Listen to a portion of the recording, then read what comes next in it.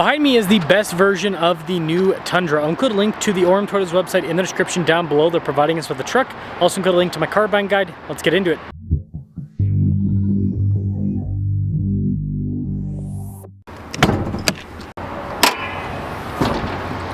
Powering this is a twin turbo 3.4 liter V6 that goes through a 10 speed. Fuel economy is 19 around town, 22 on the highway, with power outputs being 437 horsepower and then 583 pound-feet of torque. I'm closing in on 500,000 subscribers. I'd really appreciate it if you'd help out with that. Of course, you got the iForce Max badges with the hybrid, and you can see the hood is raised on either side. Got the darker headlight bezel. This has the baseline headlights. By the way, they're still LEDs, which is nice. And then we've got the blacked out grille, blacked out Toyota badge, fog lights. We also have parking sensors. You know, part of this package is, well, blacking things out on the exterior. Tire and wheel setup is 265 by 60 by 20. The wheels are also blacked out as part of this package. Got the big chunky fender flares, the Tundra badge, blacked out mirror caps. Got a little bit of blacked out trim on the door handles, and then the limited badge is blacked out. And then in the rear with this truck, it is coil sprung. Here's your side profile. This is where you'll see it's the crew cab, and then it's the shorter bed. When it comes to key fob features, we've got our lock and unlock function, tailgate drop down, Toyota logo, and then nothing on the back. Composite bed here in the back. This one doesn't have liner, so it is going to be a little bit more slick with the surface.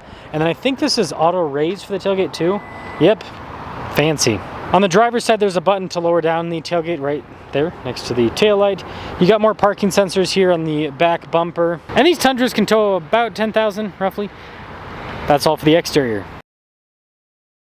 This week's giveaway makes my Jeep look lame because it is a supercharged Rubicon 392 that is fully decked out, producing 650 horsepower.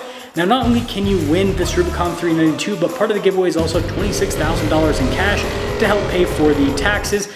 And not only that, your donations go towards helping children's and veterans charities. So use code BHC or click the link in the description down below or in the pinned comment. Any donation, $25 or more, will give you 4x bonus entries. Let's check out the interior. You've got nice stitching and soft touch all over the door panel, quite a bit of storage below. You've got more of that stitching. You can see it's perforated all down the center, and this does have the new seats. No under-seat storage with the hybrid. Legroom in the back is good. We have a little storage pocket. Got some cup holders here, USB ports, and then headroom back here is decent. Keyless entry for up front, and let's pop in. Blind spot monitoring with the mirrors. The mirrors do power fold in. You've got your memory seat function. More of the nice stitching in the door panel. 1345 for the payload capacity with this truck. Seats are perforated down the center, power adjustable with lumbar support too. And the passenger seats power adjustable with lumbar support as well.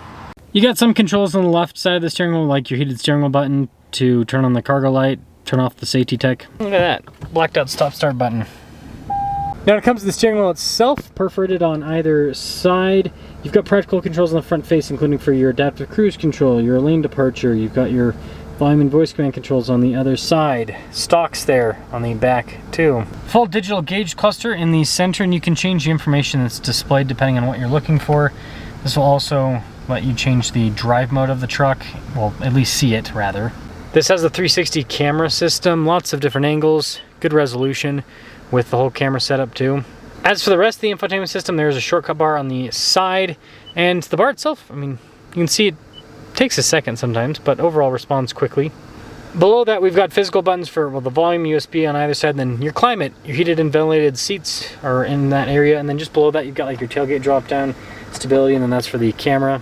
Auto hold and parking brake, just below that. Shifter for the 10-speed. Some storage here with some cup holders next to it, or behind it rather. Drive mode select with your tow haul mode next to it, and then you have your drive line there. This does have a 2-speed transfer case, but still part-time four-wheel drive system. Soft touch here on the side, and then let's see with the center console, got some USB ports, and then a little window set up there. But yeah, nice trim all over. Some more soft touch trim on the dash, and I like the vents there on either side. And then this is for the power sliding window. The whole window goes down, so kind of a neat little feature. So the Nightshade package is only $450. Other manufacturers need to take note, like you don't have to charge an arm and a leg for a blackout package, so good on Toyota for that. $65,969. Let's see how this performs. Well, let's set off and see how this Tundra performs.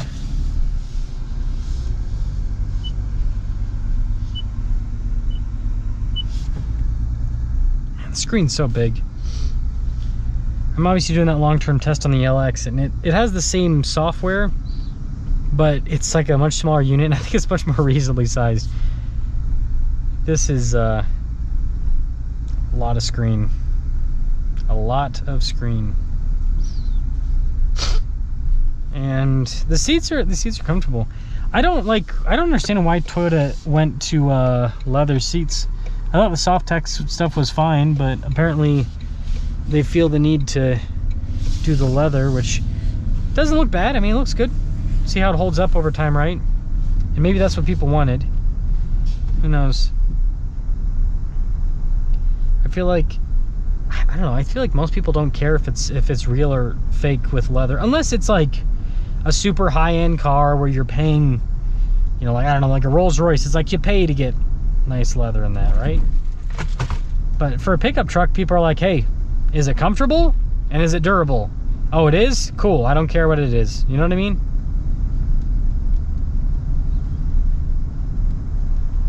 Yeah, the drive is smooth. I think the Tundra Limited, yeah, it just has regular windows, but it's still pretty insulated.